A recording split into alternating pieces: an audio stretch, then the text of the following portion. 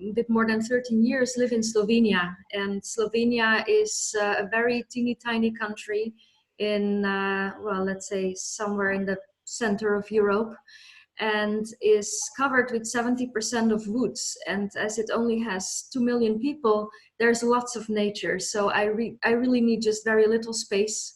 And this is very, very relaxing for me to have access to so much greenery actually around me. And I absolutely love this, the nature and the clean air actually that we have. So it's, yeah, very, very relaxing for me. What is with empathy? So empathy for me opens doors. It is something that I would say has been with me all my life as a value, but only for the last maybe 7-8 years or so, much more consciously. And I became very curious about this topic back then, and studied nonviolent communication by Marshall Rosenberg for a long time, and started to offer trainings in this as well. But at the moment, it is more part of all the visual work that I do, and you will also see that later on, how those two relate. I have a strong desire to really be engaged and involved with people who actually help the world be more empathic. Or maybe not the world, but the people in the world. So this is definitely a big piece for me. And creativity is maybe even one of the largest subjects that I could speak hours about.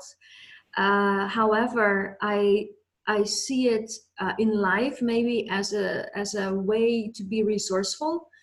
And I believe that creativity is one of the things that everybody has so much in themselves, but is by systems that we live in either not encouraged to use, or it is even suppressed to use. And this is, I think, why many people forget how resourceful they are, because they kind of cut off their connection to their own creativity. And with creativity in that sense, I don't necessarily mean something like art and drawing, but creativity really in the broadest spectrum possible. So people can make use of that in so many ways.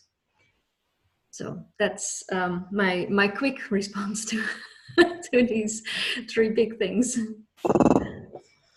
Thank you, Mireille. I mean, all of those sound so interesting. I love your quote, creativity is a way to be resourceful. I love that. I'm going to, with your permission, I'll post that online. I think that's fantastic. Yeah. So feel free to take it away. And again, you are so welcome. We're so grateful to have you. Thank you very much. It's just an interesting thought that we are working this online at the moment. However, there are also people together in a room where I would love to be. However, I'm sitting here in my own living room, and I guess a couple of you too.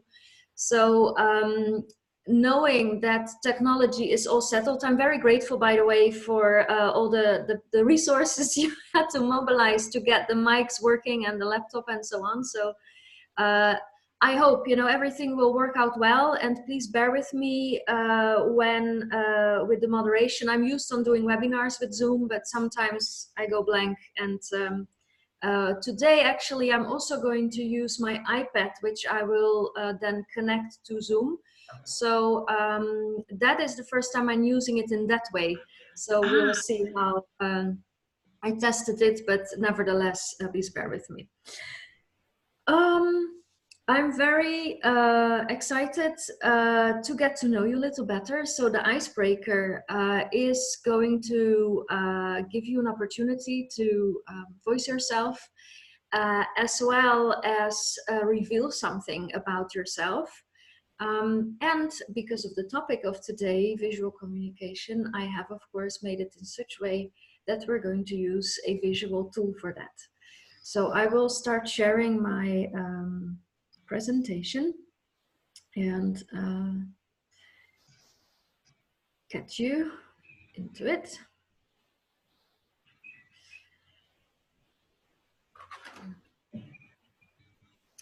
So our icebreaker for today is going in such a way that besides saying your name and something about your profession or your role or something significant for you, how you contribute in the world, the game that we're connecting with is this sentence that I love ... because they help me, and then something you value.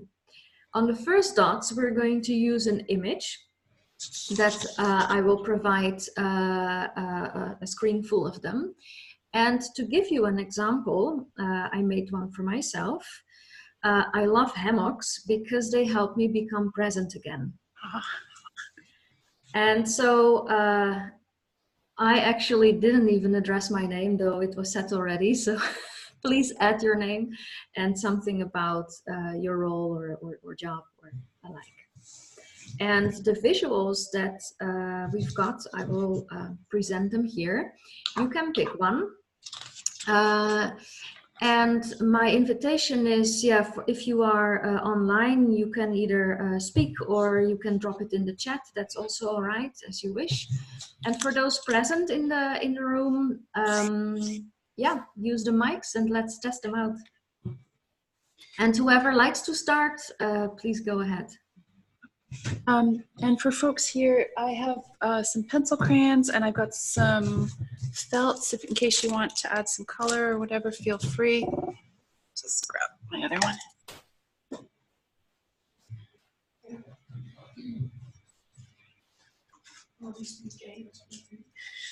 I think A. Can we just have the sentence up again, just for a moment? I didn't get it. I love picture because they help me, and then what? Something you value. Help me. Okay, good. Yeah, great. Thank you. All right. I'm good. I'm good.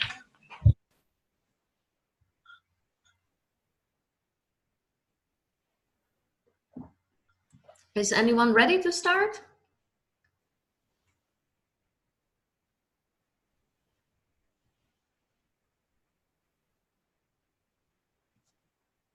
And it may be something deep. It may also be something very simple. Sure, I can start. All right. Okay. I love this picture down here that looks like community to me. Mm-hmm. Mm-hmm. The one next to the bathtub. I love my community because they help me stay well. It feels heartwarming hearing that. You're so connected to it. Yeah. Mm-hmm. And your name, well, I can see your name, but maybe you'd like to share it with others? Yes, my name is Brittany Richardson. Mm-hmm. And your role or work or something you do? Mm-hmm. I run an NGO called Art and Abolition in Nairobi. I'm also a foster mom and an artist, an author. A rich combination. I feel like that deserves applause. Thank you, Brittany. That's amazing. Thank you. And also, Mireille, Hannah had a question. Can she also use another picture if she wanted to? She could, but then please describe it very, very clear. Okay.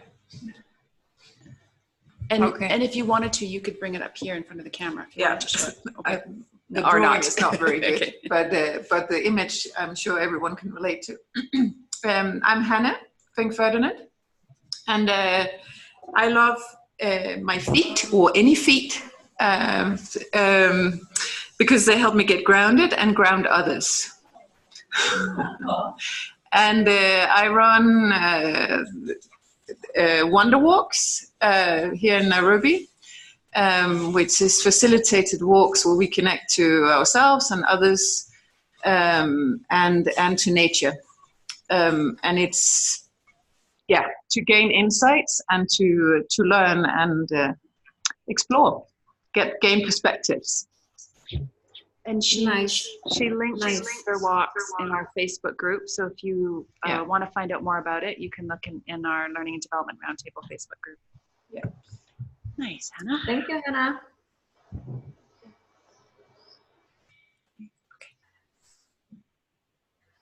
Who likes to go next?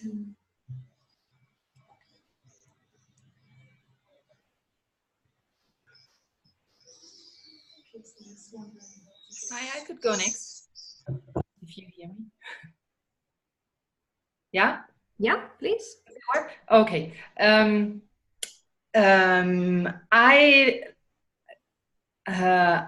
like the fish. The fish sticks with me because it both has professional meaning to me, and it gives me the idea of things moving and being able to move them.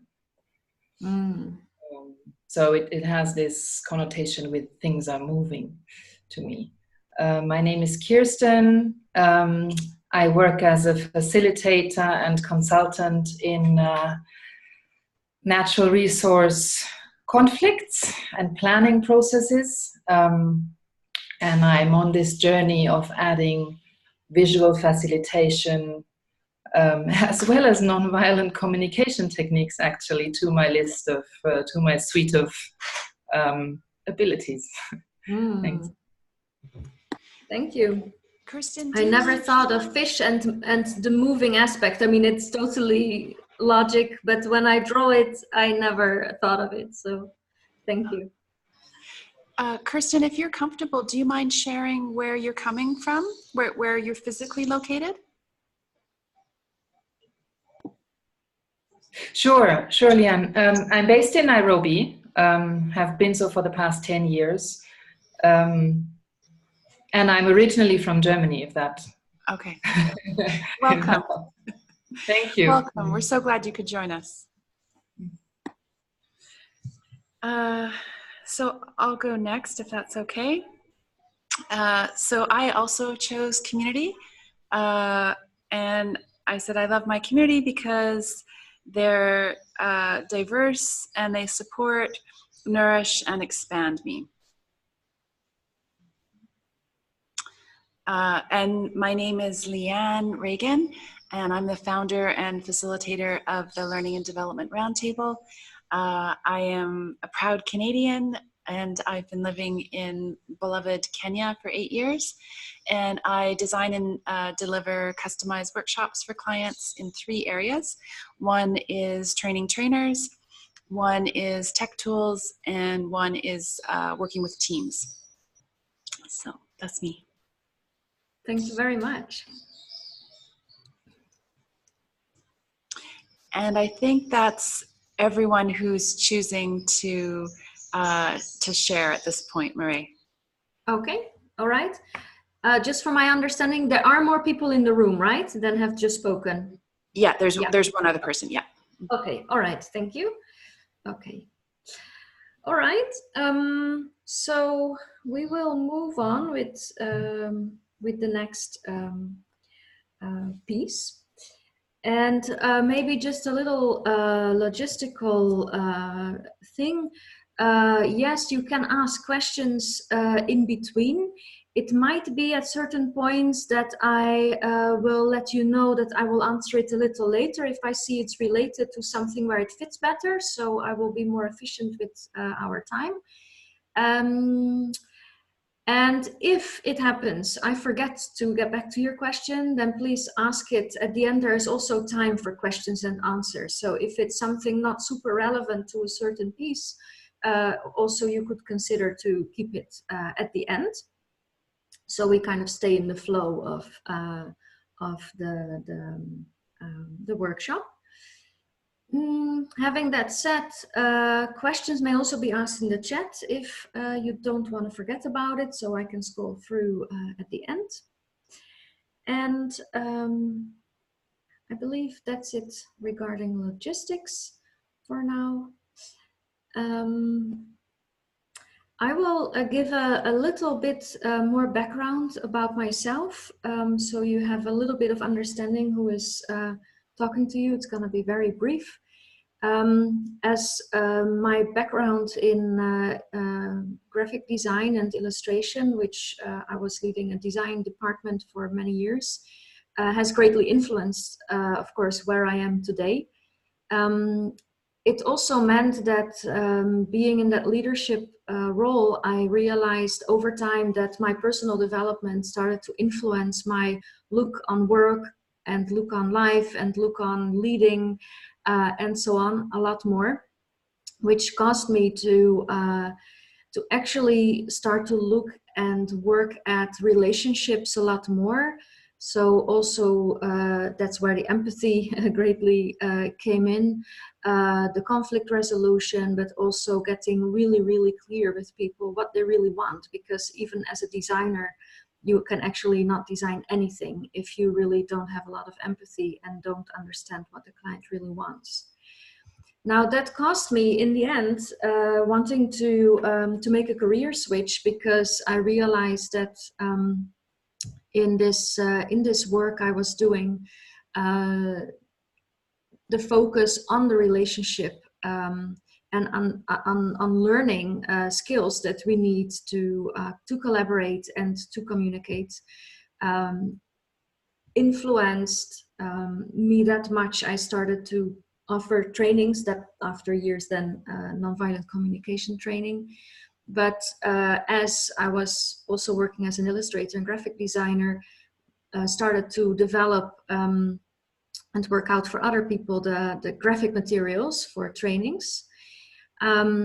Eventually that also resulted in me starting to offer the trainings on visual skills so that we can present better and moderate or facilitate the training in a more inclusive way. And you will see later on also things that totally relate to that, of course. That's the topic of today. This also means that sometimes I get asked for conferences where I work as a graphic recorder to create graphic recordings on the wall, or sometimes digitally, to really capture the essence of the conference, or depending on the brief, something else, if work goes on to a workshop. So to really make sure that all the wisdom that has been said in the room in some way is being captured. And so this is nowadays mostly what I do. Is it online? Is it offline? Indeed, as Leanne said, I'm quite busy because I also travel a lot for this work. And so I'm happy today to be sitting in my living room and not having to travel anywhere, as I just returned from the Netherlands. So what's next is a question, or actually the question will come soon, but to give you a little bit of idea that for today you're on the right spot if you wanted to understand more about the leadership challenges that leaders have nowadays, and having a bit of understanding of your background in one way or another, you're also in a leadership role and might face some of those challenges. But also I hope that you will get inspired about visual facilitation and communication. And you will also have, as it's a workshop, some experience that also you are a visual communicator and can learn skills that help you accelerate as a leader.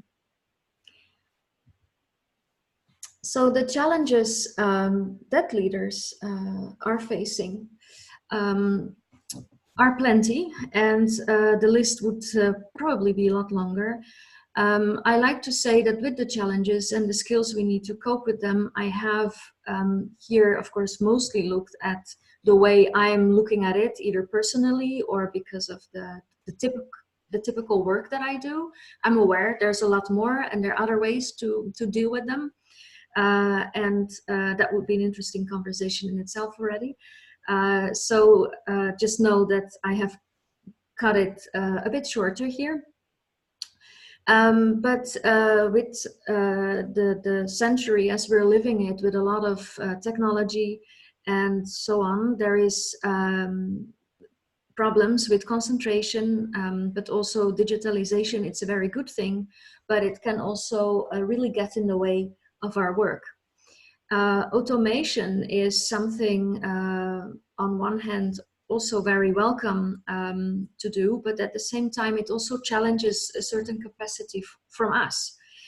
And the globalization at the same time kind of goes hand in hand with all of that. The same as with complexity. because we eventually have access to a lot more and still need to process that in this one same brain.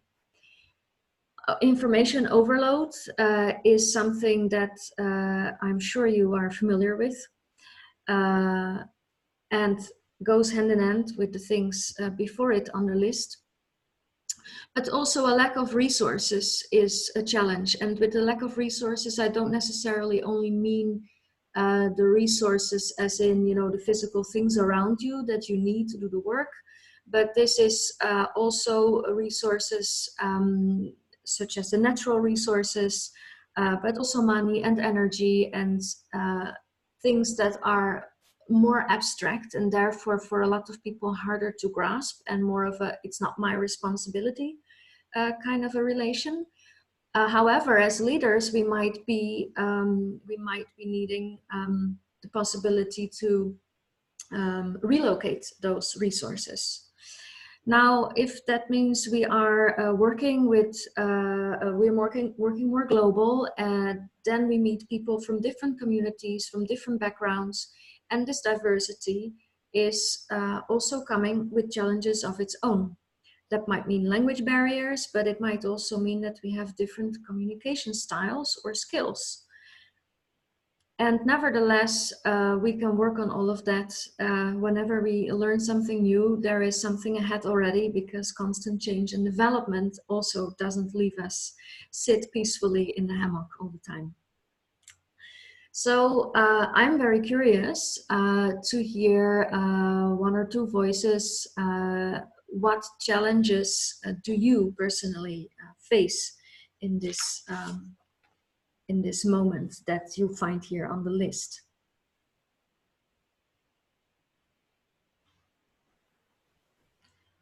And if you want to speak, you can also unmute yourself.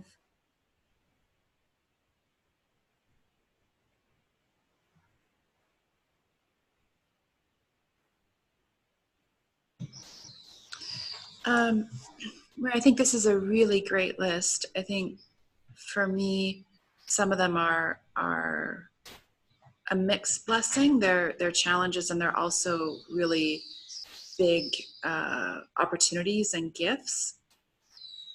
One of the things that I definitely am aware of is information overload. And for me, that really is layered on the constant change piece and the automation and digitalization. So how do I curate my learning, my knowledge, my resources in ways that are using tech tools so that I can easily share that with clients?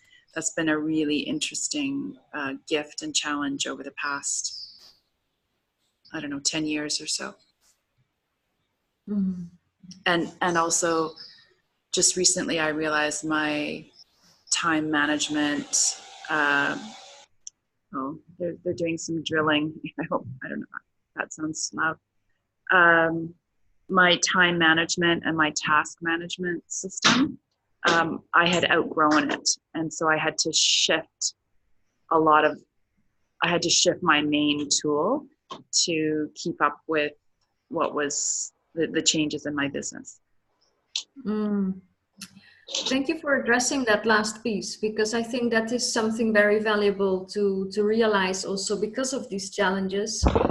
How do we manage ourselves, not just like coping with it, but also really organizing ourselves around it. Mm-hmm. Yeah. Thank you. Does anyone else likes to contribute something? Yes.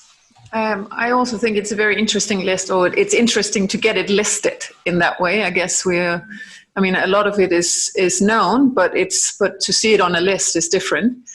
I find that for me in setting up a new business or a new career path, I'm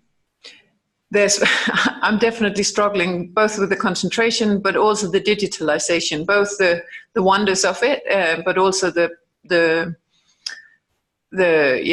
pitfalls of the combination of those two with all the new tools, realizing that sitting in a different country to where I'm probably going to be in 1 year, I'm going to have to set up things and systems and channels aside from the actual concept that I can do on the ground. But as you're saying with yourself, the shift from being in a room with people to being online, or making people aware online that they have to go to that room or that forest or that wherever they go.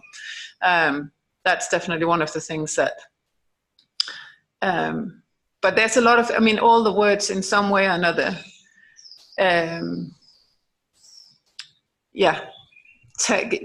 get something going in my mind. So that's nice.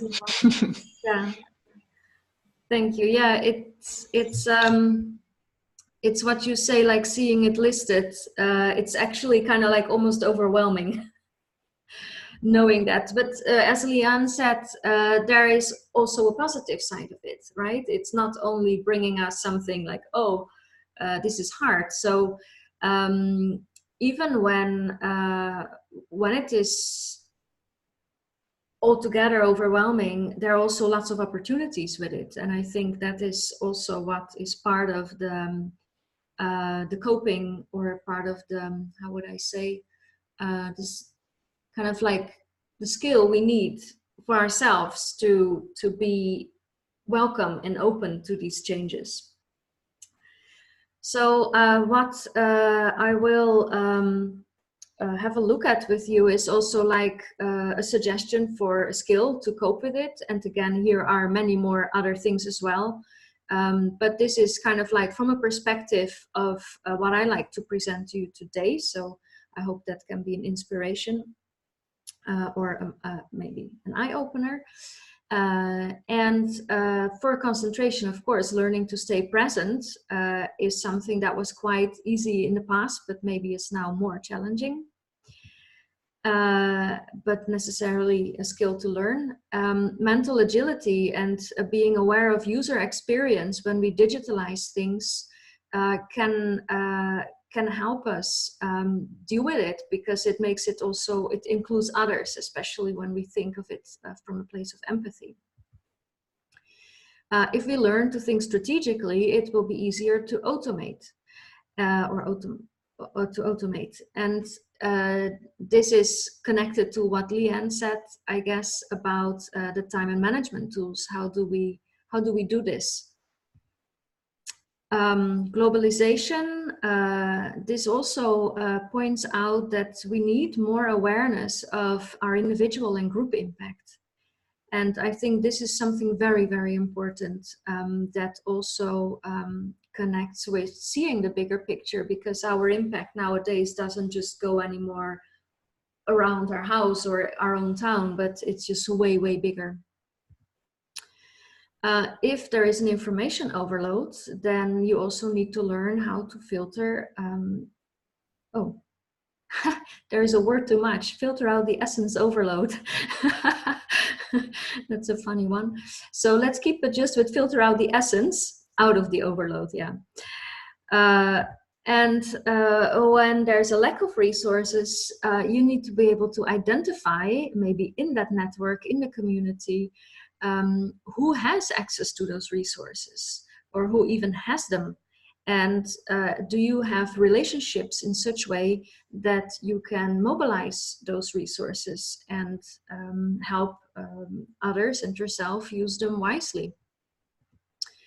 Having understanding about power, privilege, and access to resources is connected to diversity, and this topic is a lot more. Here could be a huge list, so I'm aware that it is really incomplete.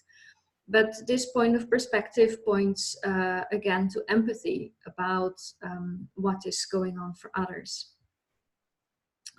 And when we learn to communicate constructively, we can overcome language barriers.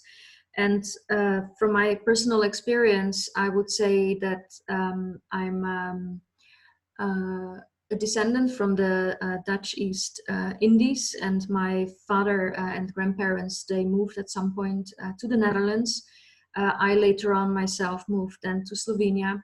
I have then throughout my life learned multiple languages, and I always see a language as a bridge to be understood by others or to understand others better, regardless of how well can we speak. But the idea that any step I take is to build that bridge and to understand each other helps me already be more constructive. And this goes a lot broader, but the intention to be really able to connect and understand that it's a shared responsibility increases the likelihood that we will cross these barriers. So learning about facilitation for group processes and conversations, but even facilitate yourself, can also help you deal with diverse communication style and skills. And lastly, having resilience skills and decision-making skills can help us deal with the constant change and development. And so hearing Leanne again about time and task management system, how do you deal with the changes? Which decisions do you need to make in order to live with the changes? Mireille, can I just ask a quick question? Yes. I should have asked this before, but are you okay with making this PowerPoint available to the group after? Can I upload that to the portal? No, it's not going to be available. The replay is going to be available, but PowerPoint is not, or it's not a PowerPoint in fact, but nevertheless, it's not that I will not make available because I use it for training purpose. So. Okay, absolutely, understood. Yeah. Okay, thanks. Right. That's good to know. Okay. Good to know. Thank you. So there are skills that I already mentioned some, but what I like, and I said it already a little bit between the lines, there are in my view two overarching skills that kind of collect some of the things together. And again, this is one viewpoint besides others that I have, but this is what I'm focusing on today. And one of them is emotional intelligence, and the other is about visual literacy. And when we have a short look at emotional intelligence, then we have things such as self-awareness and empathy, so more awareness for others, self-management about how we manage our own emotions and thoughts and life, but also to understand what drives us and be self-connected so that we can anticipate on the choices that we need to make. And motivation is another piece because we need to be able to communicate and interact with others in a way that helps us also to go on and be part of the game. So our social skills are closely connected with this. In the end, we are interdependent. We have our autonomy, but we are interdependent. And so when we are emotionally intelligent, it helps us a lot better to be among others and still be ourselves. On the other hand, then the visual literacy also touches in this workshop today a couple of things. And that is visual language, what we need to speak to communicate visually.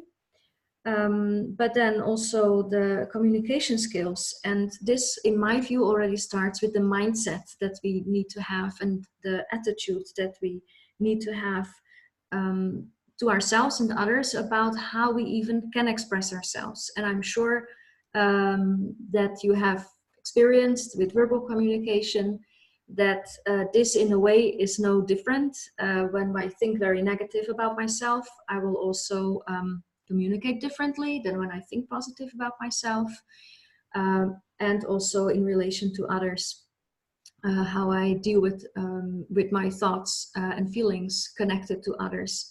I'm very influenced. And so increasing that capacity will also support us. Then facilitation skills is what helps us as leaders to work with groups and there are many facilitation skills that can speak to it. Visual skills as well. Here I kind of like to refer to the kind of like technical way of how to communicate visually. So this is how we can transfer knowledge and ideas, how we can explain ourselves, not only verbally, but also visually. So yes, that is the visual communication piece, but in this part, more the technical piece about how to actually do it.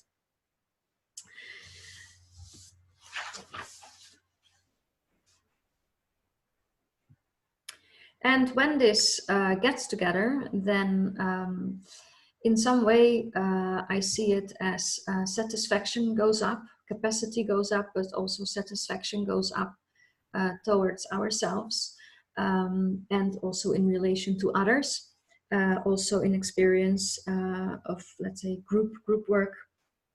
We can yeah, experience that positive influence.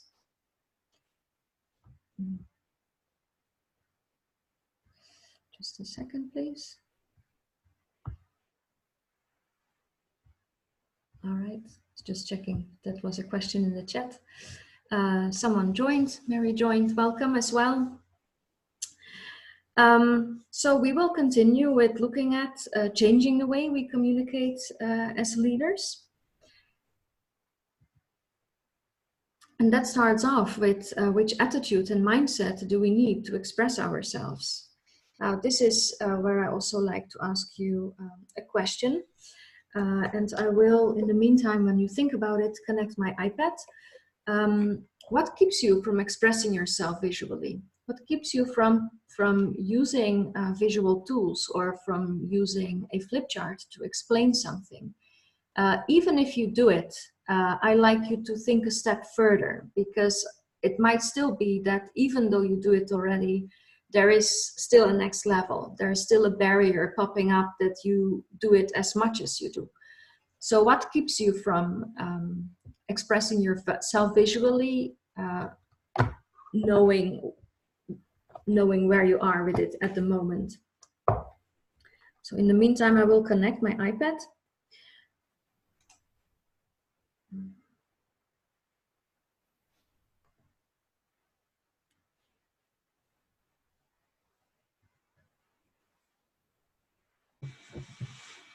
I think for me, part of it is, you know, graphic facilitation is something experts do. You know, you have to be an artist, you have to have that specific skill set, and yeah.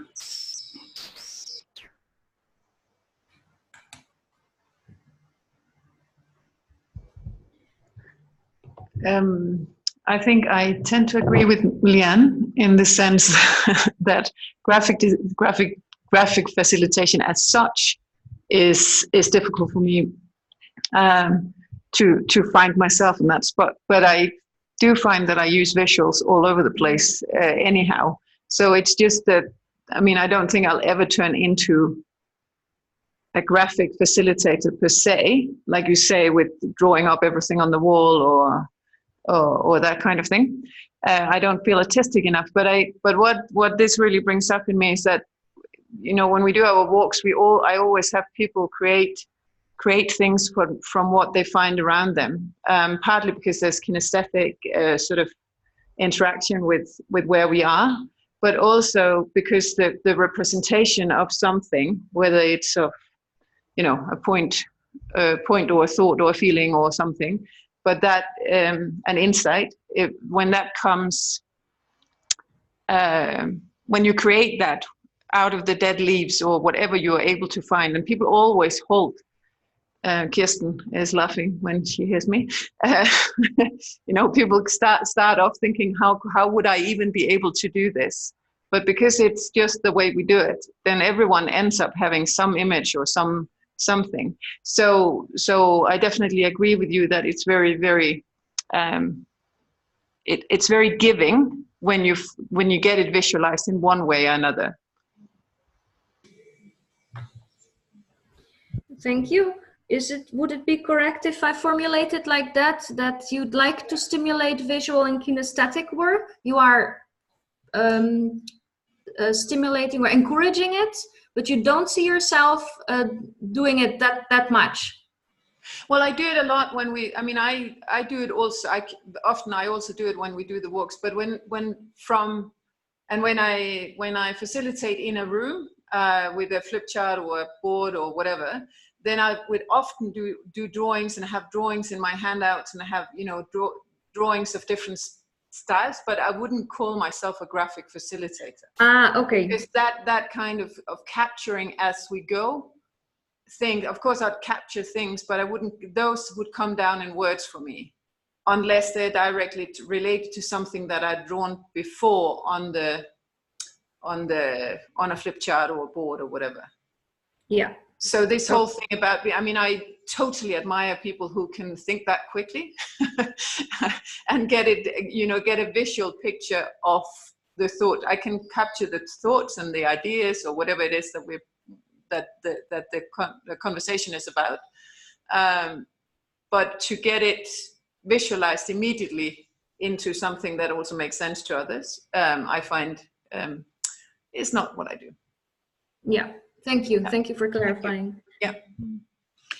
Hannah, I think you bring up a really good point, that I was assuming this was about images that I create, things that I draw. But yeah, I use images all the time. And that's one of the really great things about today's world, is that you can get images, graphics that you're ethically able to use. They're available, and whether they're like pictures or graphic things, or it's amazing what's available now. Mm-hmm.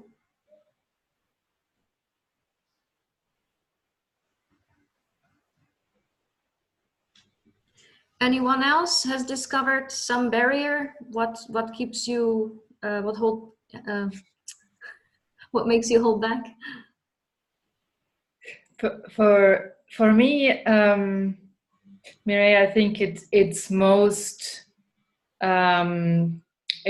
mostly internal hesitation, and this is kind of visualizing my logic or my understanding in front of a big group of people who have different cultural backgrounds, different ways of understanding, perhaps different paths of their logic, and that kind of hesitation, putting something out as, in a way, standing in front of a group as the truth, whereas it's actually my understanding of the process or whatever is being discussed, and this in a context of conflict and strongly different user interests. That's my reality that I struggle with, putting something out as exposing myself, being there totally vulnerable in my opinion, yet it's often understood as this is supposed to be our truth. That's what keeps me back. So that's that part of perfectionism, and also one of the reasons why I'm seeking now to get the graphic facilitation that I follow really, really right. I tend to want to know everything before exposing myself. Mm-hmm. And to know everything before you expose yourself, would you say, is supporting that, reaching that outcome, that consideration also for the viewpoint of others? Or is it more connected to the part where you start to feel more confident of working in front of the group? I think having as many of the tools as right as I can definitely contributes to the confidence, if I understood your question right. And then there's this other aspect of just in the communication being very clear about, this is how I understand where we are. This doesn't necessarily have to be everyone's truth. Yeah. But it's mainly the confidence thing, and then finding the right phrasing of, you know, how this process is guided as a facilitator, as opposed to I'm not the teacher standing in front of a local African grouping who's then preaching to all the people I speak to or I facilitate. Yeah, kind of be clear about, yeah, that it's not about you, but that it's you facilitating, and you are aware that you have your own viewpoints and experience, and when it's not truthful to others, that would actually mean that that's part of the game, but also part of the communication that needs to be transparent. Yeah. Thank you. One more, perhaps? Someone else?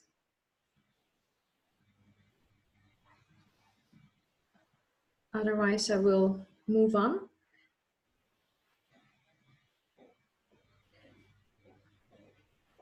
Okay.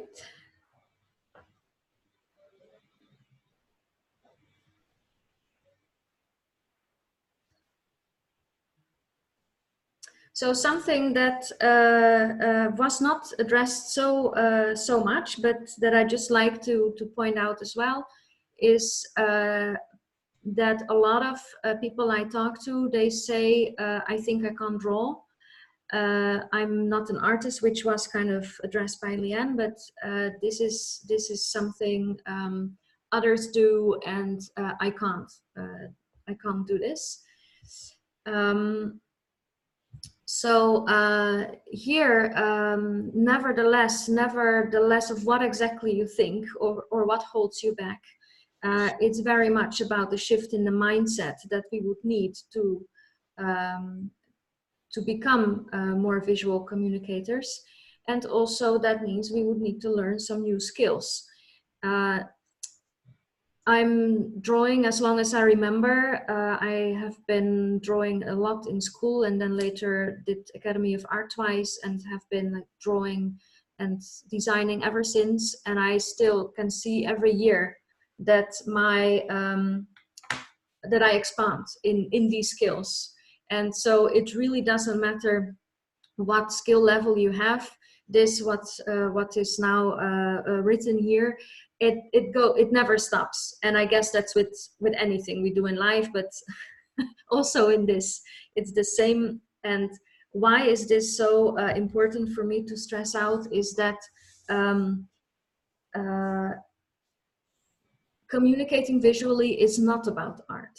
It is a skill, and anyone can learn this skill. Some will develop further because they do have a bit more talent for drawing, but to communicate, it is understanding a couple of simple things. And I see in 1 or 2 day trainings, let's say 2 day trainings, that people gain so much of that to start working or to continue what they do, that in I would almost say a couple of hours, a shift can already really happen. And especially in the mindset and the attitude to it, and understanding that we communicate in order to understand, whether that's a verbal language, whether that's a visual language. And the many mistakes I make in Slovene, here this 2 million people have their own language with 56 dialects. And I worked really hard to understand this language, but I make a huge amount of mistakes. Nevertheless, I can communicate, I can make myself understood. And this is the same with visual language. So the learning never stops, but we can always start. And how then do we become visually literate? Now, the one thing that you would need to learn is visual language, and you would have to practice it very often. So what we will look at is then what really stops you, what really stops you from using that visual language. Well, let me say it, I will take the other slide first. So the visual language, what it really is actually, is not just visuals, which is what often is thought, that we need to learn to draw a lot and then we will draw visuals and then we can communicate visually. Now, this is, in my view, totally not the case. Many years back, I wrote a thesis on visual language and discovered that many people have been trying to create a language that was based visual only, and it actually didn't really work that well. And Robert E. Horn, I believe he's American, at least he lives in the States, has done a lot of research on that, and also figured out that when you come to combine words, shapes, and visuals, you can actually form a language that has its own syntax and topology and so on, that any language has. And in this case, we really speak to the integration of the visual and verbal abilities. Now, that still means indeed that you do need to, to come up with visuals. And I'm just realizing I didn't prepare the presentation on my other screen as well, so I'm tracking what's coming up. But before we draw anything, which is what we will do, I would like to address just a couple of things that actually often get in the way, even already when we pick up a marker. And this is this makes it even harder to start and to continue to draw. Just checking. All right. So Brittany left, had to go somewhere. I wish you a good day as well. So once we think that we will now draw something, and I say think, we often start to think. And this is one of the problems that a lot of people face, is because they draw based on interpretation and not on observation. So this is a very clear distinction that defines whether we will start to draw things for what they are, or whether we think about how it should look. Also then, when you do observe, you really need to take time to observe. I don't mean like you need to stare at something for 5 minutes, but to just have a glance and think that you know what you saw, or where to look and identify the shapes that are part of what you see, is something totally different. And this is the piece we will continue to work with. Also, drawing faster than you can, no matter how skilled you are, there is a certain amount of time you need to draw something out. And whether you do it fast or slow, it doesn't quite matter, but it does take a certain amount of time. And when you have a lot of practice done, you can maybe draw faster. However, some people really can't. They still need a lot of time. But saying that you can't draw, and then I see that someone would draw really fast, then I would also say, yeah, but I also can't draw, because I can't draw so fast as you're going. So that is something that really gets in the way. Also, taking things apart. As I said, when you look at something and you recognize the shapes that we will dive into, you are able to, what's the word for it? Like take apart or dismount, unmount the object, but also assembling, putting it back together, seeing out of which shape something is built and putting it back together is a skill that you can learn. And practicing too little is also something why we often would still think, oh, I can't draw very well. Now I will grab my iPad again, and I would like for you to take out a pencil, a marker, and a piece of paper. And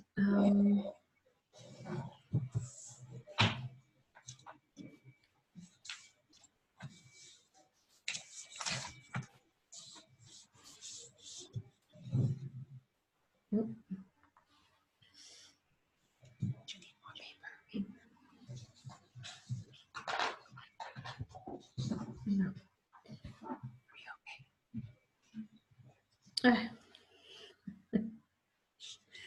My iPad isn't doing what I want.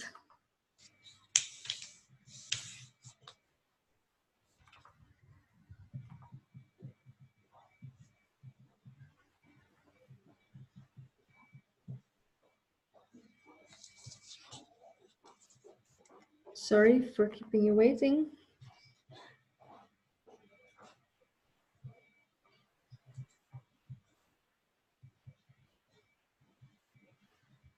Okay. We're back here. So what we will draw is the visual alphabet, as if the visual language contains of words and shapes and visuals. However, to create those shapes and visuals, we have a visual alphabet.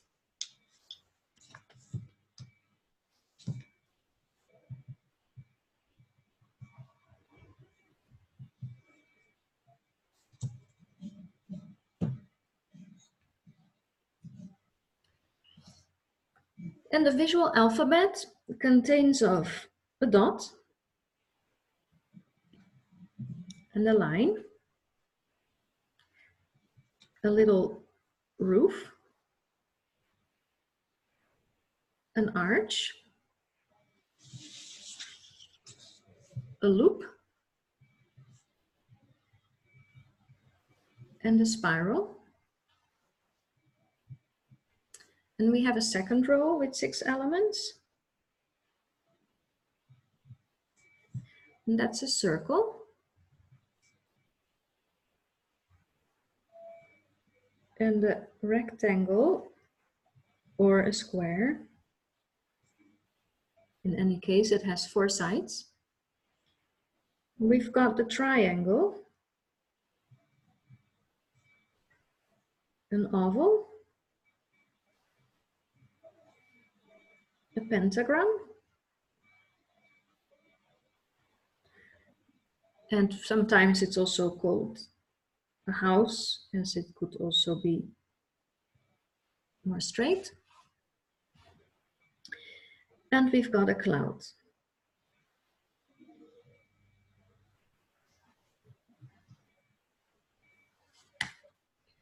So from these shapes, we can actually create everything we see around us. Or so to say, everything we see around us could be seen through these shapes.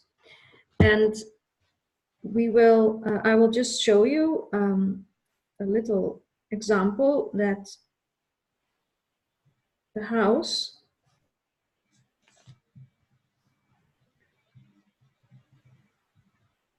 so here I will just put the dots. Of course, I'm cutting off this little piece as I don't need it to show the chimney. And when we place some windows,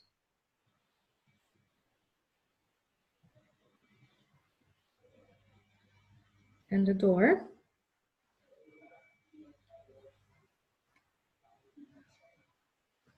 and another 2 windows,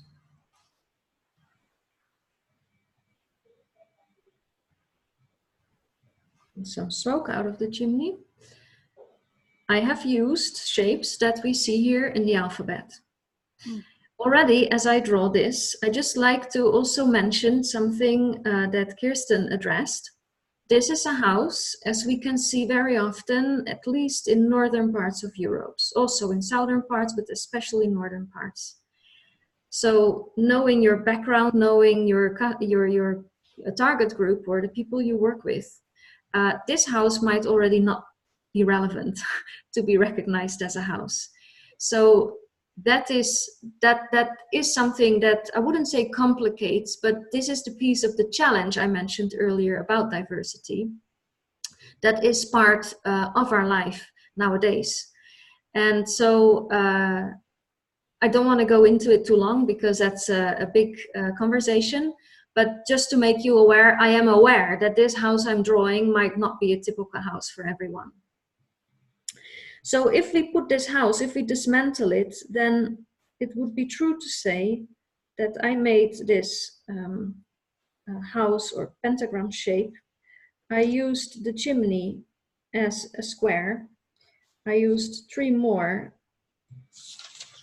squares for windows and 2 rectangles, 1 bow and a line, and I used a cloud shape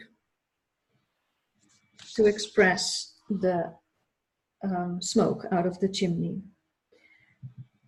You see the shapes here on the bottom immediately come out of the alphabet. I know this is a very simplified house, but this is exactly the point of visual communication, that we want to draw the world or draw anything that helps us communicate in a simple way, as we don't need it to be art. That doesn't mean it doesn't have to look nice, or it couldn't look nice. But there are 2 pieces to it. Simplicity is key. And the other part is that if you have a skill level that you have and you don't want to over-challenge yourself, always go back to simplicity until you feel confident that your approach works for you and you can now go a step further. So, grabbing back my presentation. As here, we're going to do a little exercise.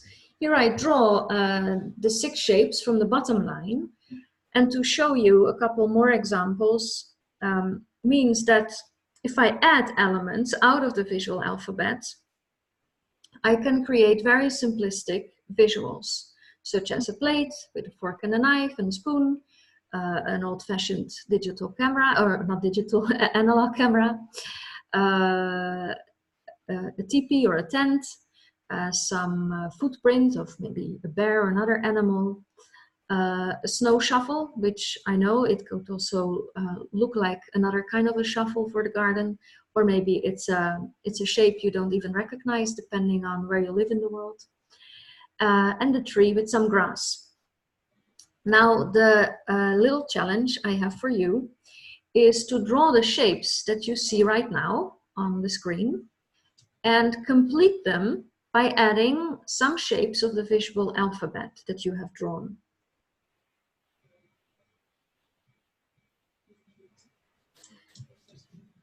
And so I will give you like 2-3 minutes, and keep it easy.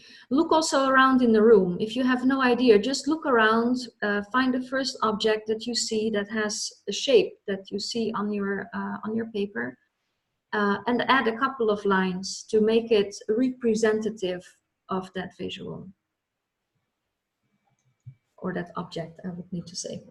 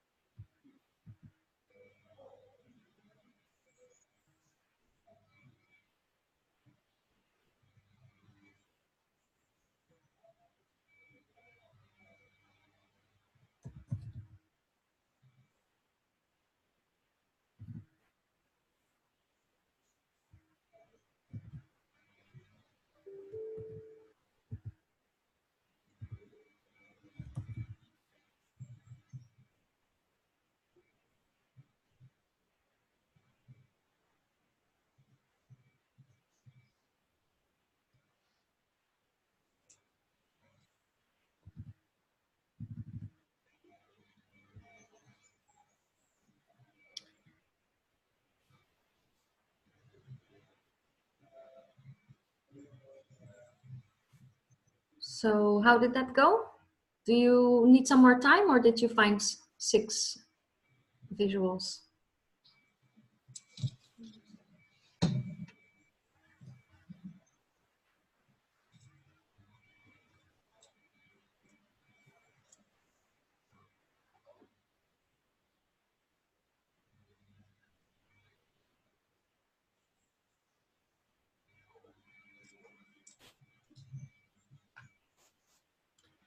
I'll give you another minute and then we will move on.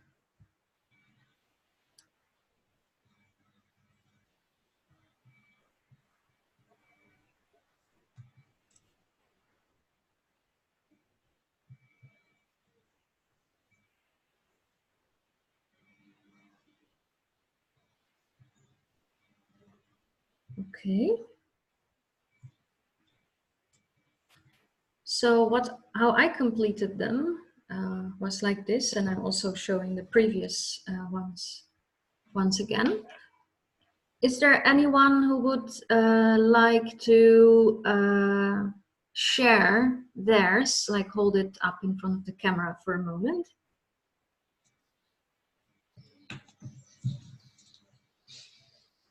I'll share. You do? Okay.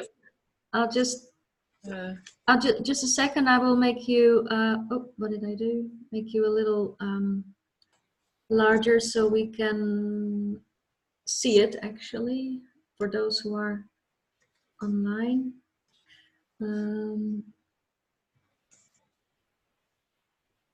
Just a moment, because I'm not doing something correct. Oh, great. Yeah. Yay. Okay. Yeah. What's the first thing? It's too small, I think, for me to see it. This one here? Well, yeah. I was trying to make a sucker, but I think it looks like a Ethiopian cross or something. That's the first connotation I had with it, and then I thought, yeah, and if I don't see those things on the side, I thought of a lollipop. Yeah. Oh, okay. Yeah. And this one was less successful, but still fun to make. This was supposed to be my iPhone lying on the side, and that kind of kite, and then kind of a stylized woman. That one I didn't do, and that's a train. Mireille, this is just amazing. Like to take the, it sounds cliche a bit, but it's empowering to take, you know, how many, 1, 2, 3, 4, 5, like 12 symbols, and it's like, oh, you can like, that's really cool. And it is, you know, if this is what you practice, like you had a couple of minutes, but you know, if we would do this again, you would take half of the time. And if this is what you train yourself in, it would actually speed up, and you would really quickly create visual library. Very simplistic, but for visual communication, you know, that's what we need. And that it looks nice, that's next piece, you know, that's not the key. Yeah, and it's it's fun. It's fun. And I'm guessing this is not necessarily part of your workshop because it's much more advanced, but I was carefully watching your visuals in all your previous slides. And what, to my mind, other than, of course, being hugely talented, what really makes them pop is shading. It takes it from this very static, two-dimensional thing to, like, you had one where these very, very simple pieces of paper, they all had shadows underneath them, and it just made them leap off the page. So that would be an interesting thing to learn at some point. I think those I don't know if there's a technical term for it, but yeah. Yeah, the shadow and shading is indeed part of it. Yeah, that is. There are things, technical things that can immediately do a lot on communication level. And they seem just to be technical, and for execution they are. But the reason why we apply them is because they bring clarity, or they bring connection, or they bring focus, a lot of things we can attend to that we need in communication. Yeah, definitely. Definitely. Thank you for sharing your visuals. I know that that sometimes can be vulnerable. And I still, you know, always like to encourage people to kind of like step over that, because even though everybody was drawing this, some are ready to show it, others are not, and I think all is fine. However, we are all, you know, in our own bubble of discomfort, whatever level we are. And so to kind of like let this guard down for myself,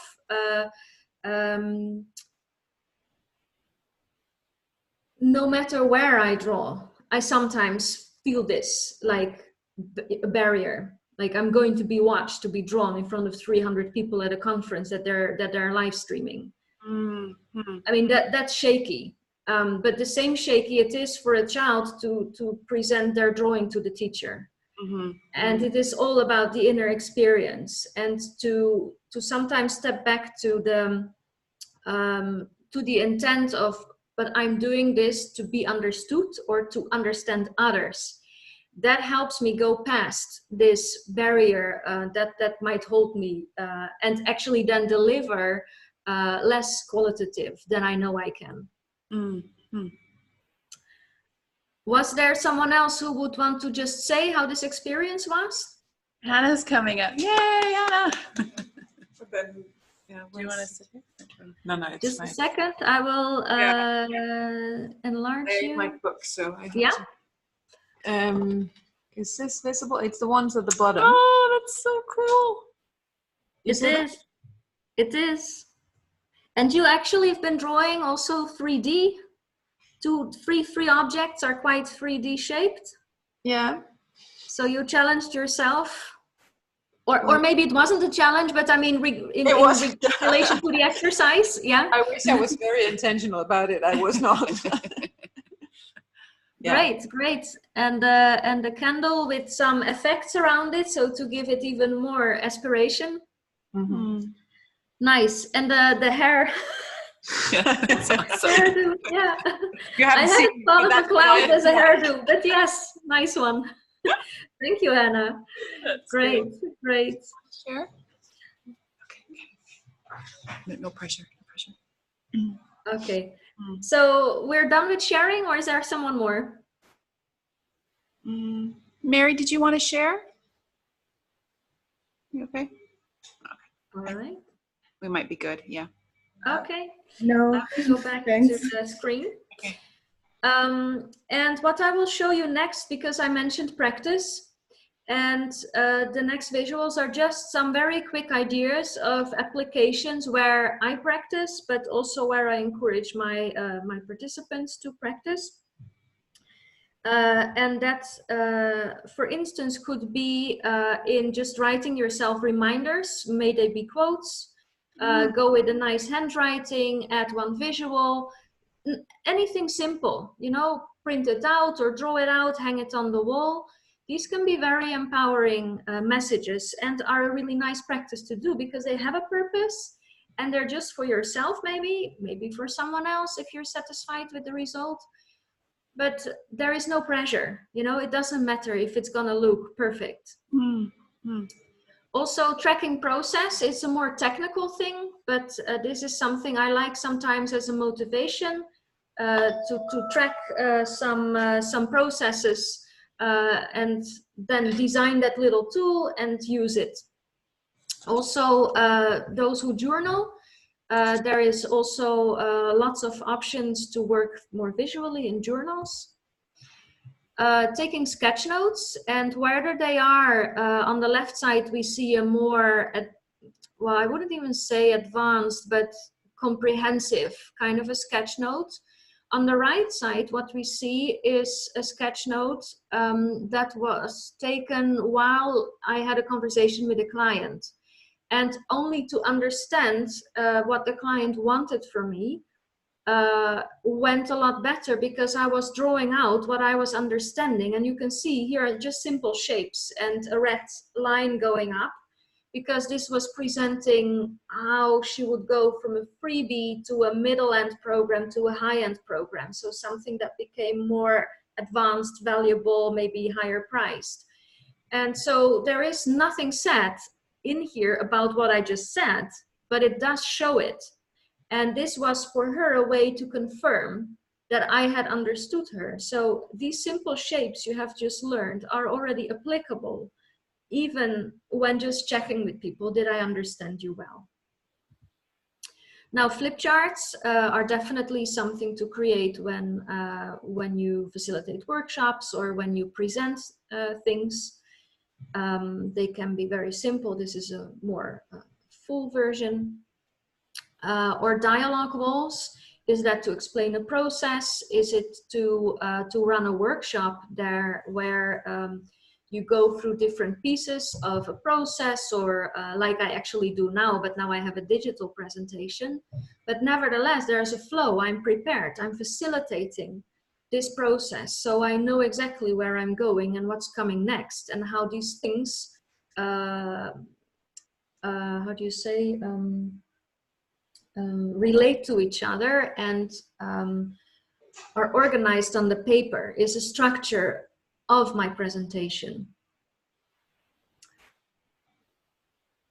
And lastly, visual templates to facilitate conversations or workshops. Group work is also a way where you can make these things applicable. And that goes into the facilitation piece, much more than capturing also about what is being said, but it's much more about the process. You have a question?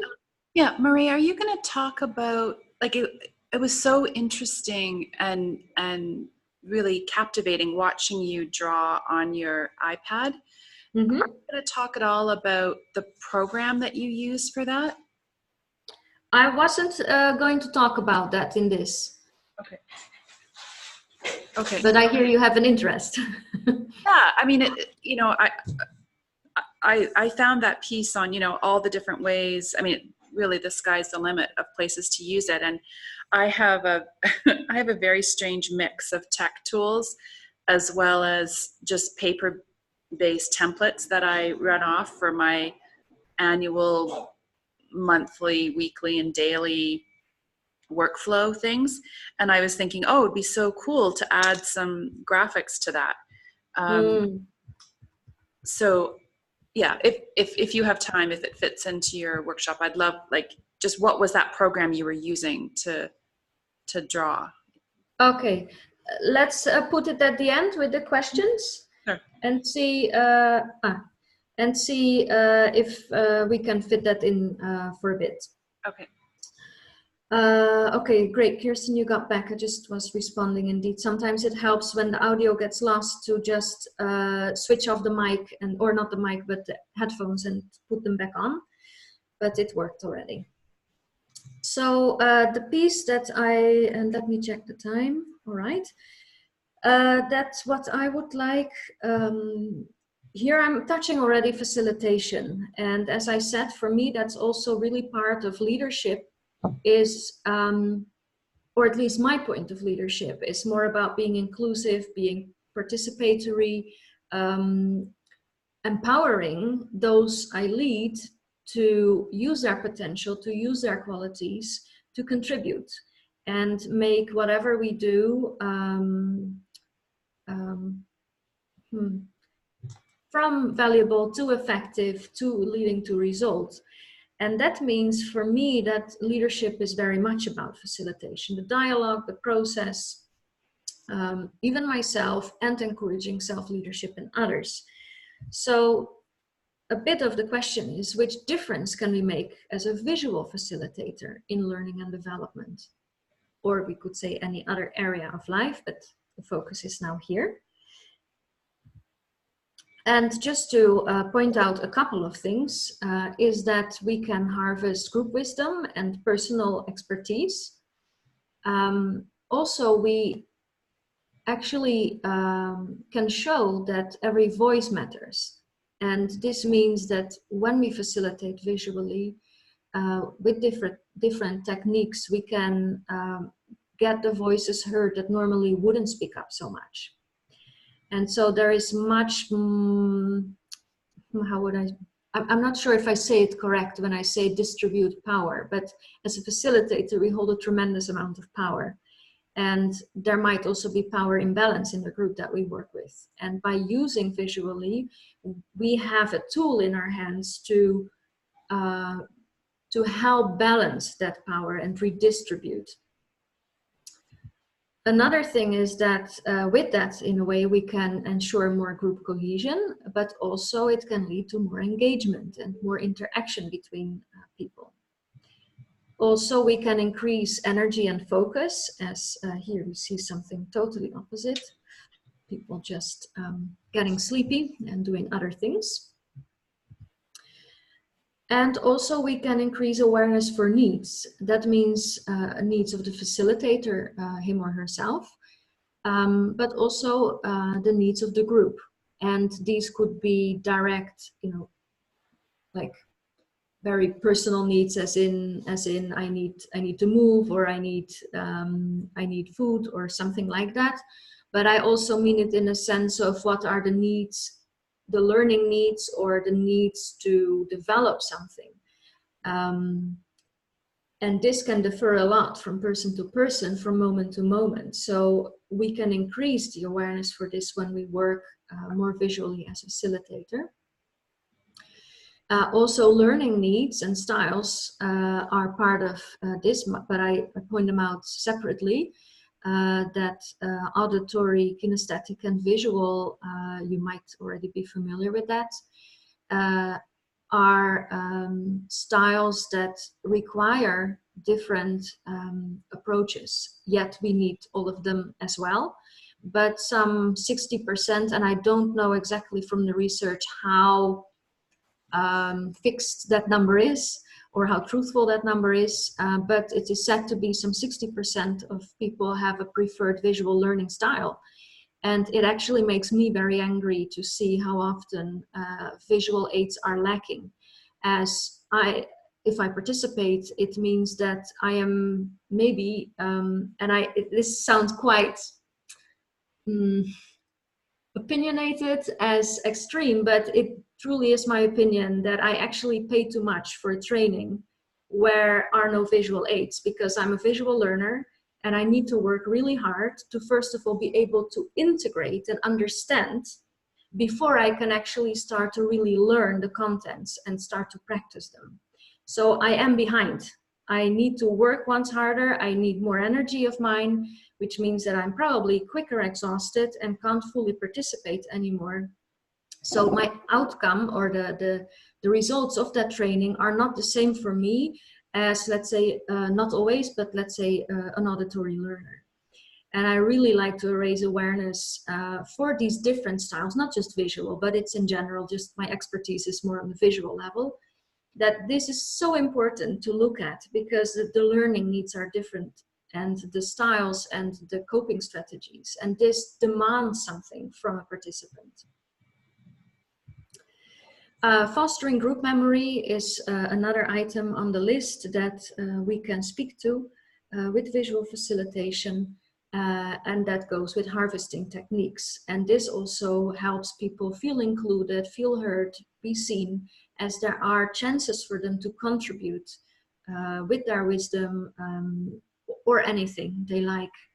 And this then creates, especially when there is a need for creating group memory, tremendous possibilities for keeping people on board and engaged throughout the process, and also feel responsible later on because they have contributed and they see that they're part of the game. If we want to have certain results, that it also depends on them to come to that.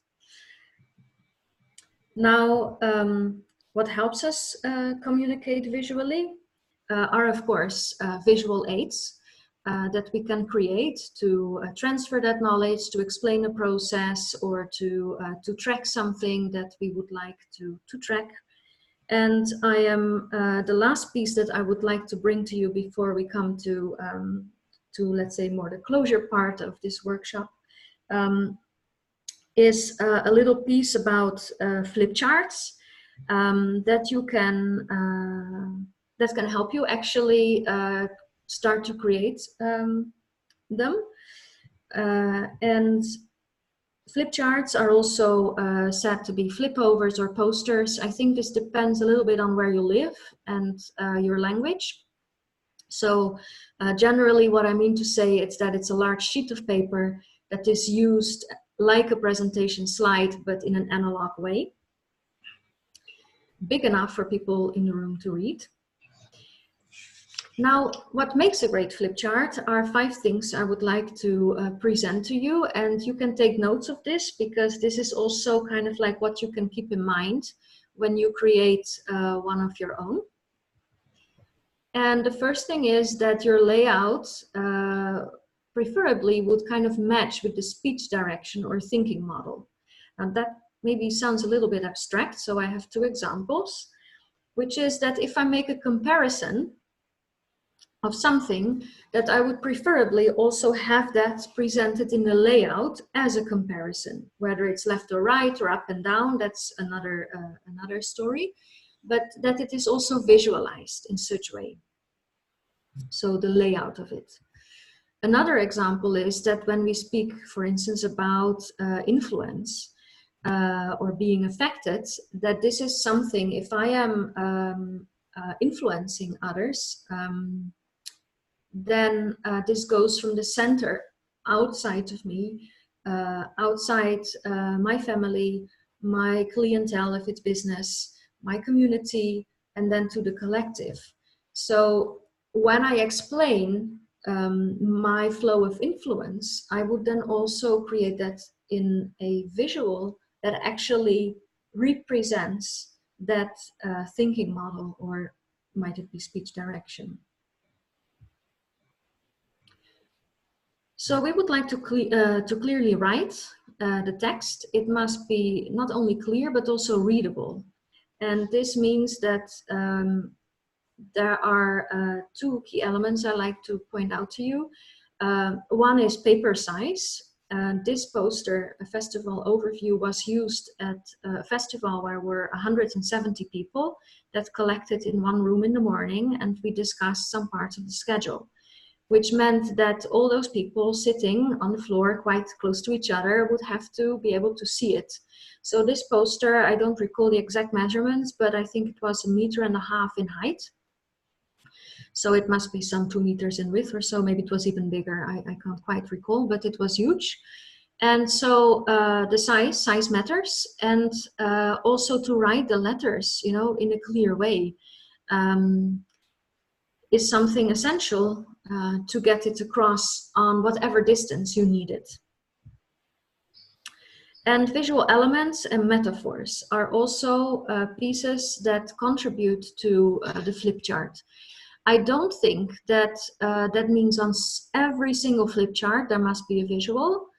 I do believe that often adding a visual or more can greatly contribute to people staying engaged with the flip chart. And there are multiple other reasons that I won't go into now, but it's a strong element. And here are some examples that I collected as they have been used. Also using a border around the content. On this example that you see here, there is no border around this page, and that kind of feels like it's going everywhere. But if we then place a border around it, we kind of like contain the content, right? And this can, especially when you use more flip charts, you hang them on the wall, perhaps then the content of each flip chart really stays together. It's not floating in the air. It's more of a psychological thing, I think, rather than any other way I could explain it. And the simple use of color. So this is a bit of a technical thing, but totally speaks to something Leanne addressed also before when I said, yes, little technical things can do so much to enhance our communication. And here I could say this flip chart, which also has a bit of a bottom piece, but this is the relevant part. What is orange is that if that's all what you understand, that visual language contains of words, shapes, and visuals, if that's what stays in your brain, then my job is done in that term, as this is what I wanted you to remember from that flip chart. Everything else, it's great, but these are the key elements. So this is why I have used color in a very simple way to connect those key elements.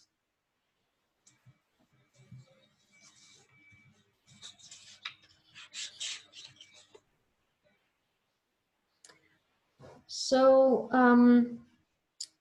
there are two things I like to give to you that can help you continue this process on your own. And that is, what can you practice next? Because now you have made a little start, and I could see that some things were drawn, and I think also from those I didn't see that there's something on your paper. And a practice that you could continue to do is to pick one of these shapes of the visual alphabet and draw it in different sizes on a page. I will also show an example after I explain this. And then you look around in the room. I mean, if you sit on a terrace, look around outside. If you sit in the room, works as well. You will see that inspiration is anywhere. It just depends on how you're looking at things. So where do you see such a shape as that you have drawn? And then you start to complete the shape so they become this simple visual representations of the items that you see around you. If you run out of options, then you can also be inspired by your environment and come up with your own.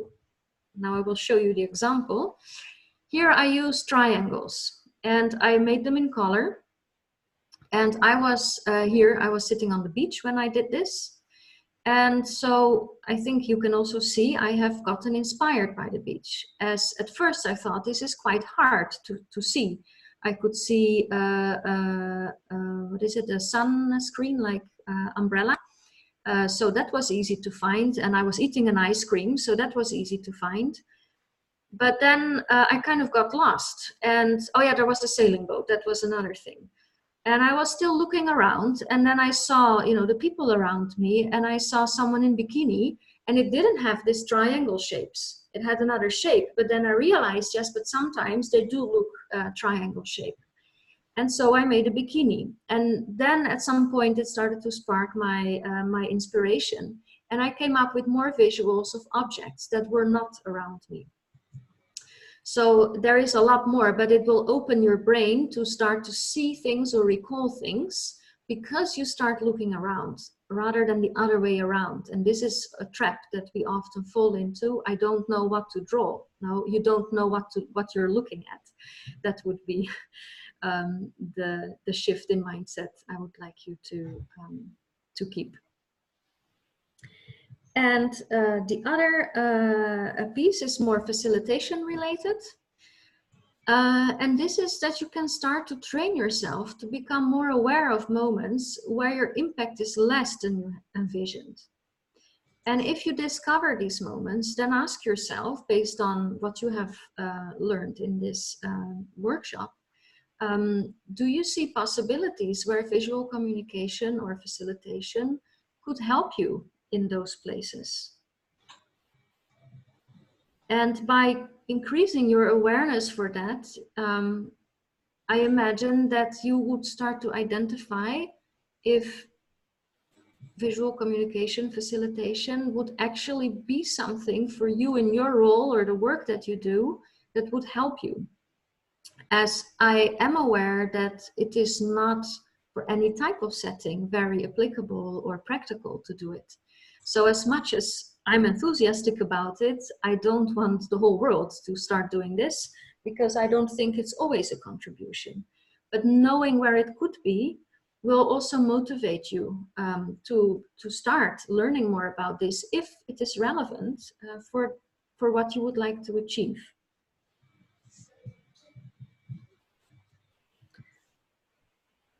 So if you would like to learn more, that is possible. And I want to give out resource. The first one we didn't make that sketch, so this is not for the moment, because I see that our time, I want to be mindful about the time. But the second piece is definitely available for you. It's missing, I see at the end. There is a free course on my website that can boost your facilitation, and there should be /free at the end. But if you get on my website, you can also find free at the top row, and get that 7-day training that can do something for you. I am super interested to hear if you have some takeaway from today, and if you have any questions, and I know of one already to answer, but perhaps more, or not more, but first, I would love to hear a couple of takeaways, so it gives me a sense of whether this time together was valuable to you, and if the content that I shared with you is either relevant or whatever came up for you. Would help me understand also my share.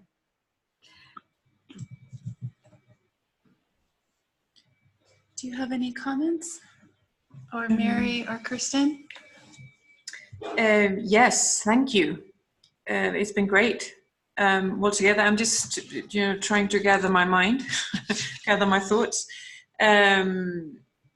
But I think what stands out to me is that you start off with the challenges of the leadership and the whole idea of the list that we started off with, and what are the challenges, and then relating it into how the using of visuals in many forms can be a catalyst or a alleviator in that process. And definitely there's a lot of food for thought in what I do and the way I approach, and I would love to go back home and practice a little more on that alphabet, just to have it sort of more under my skin. I think that, as I said before, I think I use visuals a lot already, but in creating that link to of course the visuals are always linked to what you're talking or describing or training or facilitating, but to have that in mind, that the leadership role and the leadership challenges that lies behind are also part of why you're using them. I thought that was brilliant. Thank you. Thank you for sharing your feedback. Yeah, it's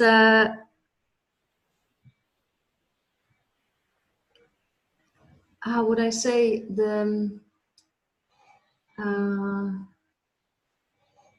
thinking back of the start of being inspired, having some experience. I hear you say you want to practice more, so there has been some inspiration come around, and knowing of the challenges and applying that for yourself, or seeing where for yourself you're dealing with that in your own work.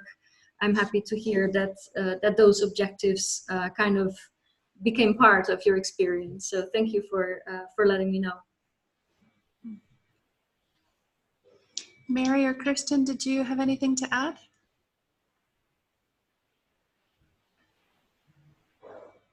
Oh, and Mary actually wrote a comment. I'm just noticing. Great presentation. Thanks for sharing your knowledge. Purely new to me and absolutely helpful for me. Oh, thanks, Mary. Good to know that, Mary. Thank you. Kirsten? Hi, this is Kirsten. Now I've lost the video, but I'm still following, and I'm really, really grateful to be able to follow this great presentation. I have to confess, it's some of the things I have heard before, and I so much value a different take at the visuals, or a different way of presenting and reminding me of the most essential things. Going back to the shapes, for example, is something that I've learned a little while ago, and I have entirely forgotten to just go back to those basics again and again and again. I think it's very vital. And I sometimes, as complexity and levels of complexity increase, I tend to forget to go back to, in visual terms, to the very basic shapes of the alphabet, and have me help detangle complexity with that aid. And I really see it as an aid, both on the logical side and on the visual presentation side. So it helps inside into my logic, and it helps outside again to present it. And just taking that path is something that I cannot have reminders often enough to say. So thanks very much. Thank you. Thank you. That last piece of the logic, internal logic, and could you just say that once again, because it was very valuable. The internal logic and towards... Basically, I might say that a bit differently, okay. But it's just being able and being reminded to go back to the alphabet, to the basic shapes that are inherent to our surroundings, if you want. That helps me not only in putting things down clearly and helping guide the process, it also helps me to clarify internally my own logic and to decomplexify, if that's an English word, I don't know, to make things clearer in my technical content side of things, as opposed to visuals and facilitation side.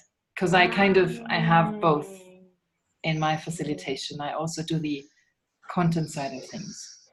So yeah, it's both ways, and every reminder is fantastic, and this was a very clear one that I take with me, and even as I go outside next, I'll make this an exercise. Thanks a lot. Great, and it's a fun exercise. The last practice I gave you, it's actually really fun. For me, it's also the thing I do in my hammock. So yeah. And by the way, my son, who is 7, he joined halfway. So you have another participant. And it's quite stunning how intuitively logic this is to him in that case, as opposed to us. I sometimes think we need an extra round of thinking back to these things, and then whereas a child would be next to us and go like, yeah, but I mean, isn't that what we do all the time? Yeah. Just a little anecdote at the side. Yes. Thank you very much. Thank you too. Sweet to hear he was there, and it's true. I think there is an intuitive part of it that children often still obtain. Yeah. Thank you. So if nobody wants to address anything, then I will hand over the stick back to you, Leanne, and have you go through the closure of the call. Okay, great. So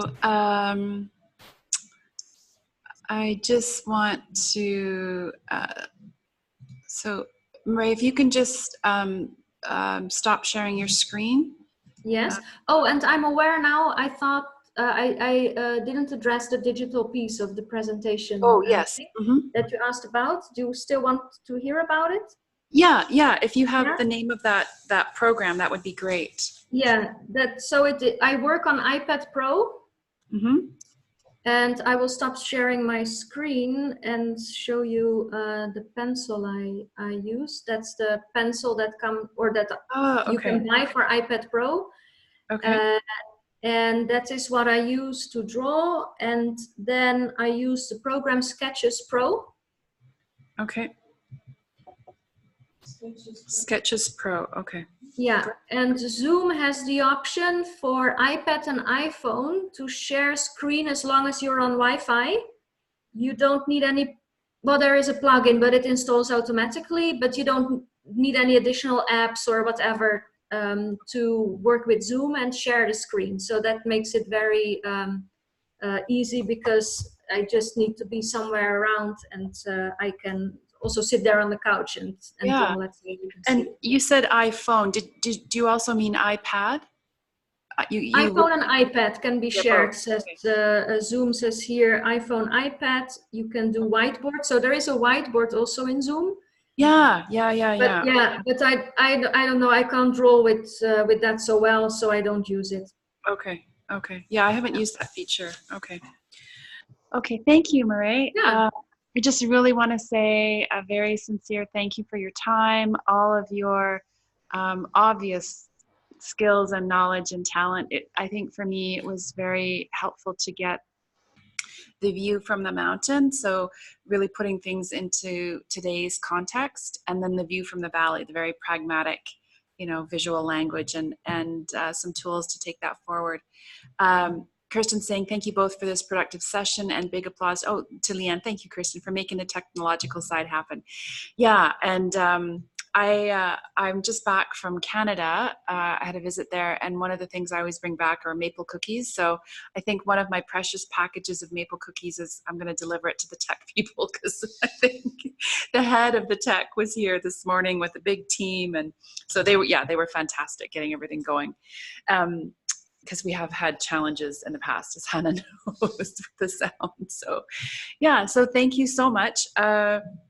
I am just going to share my screen quickly here.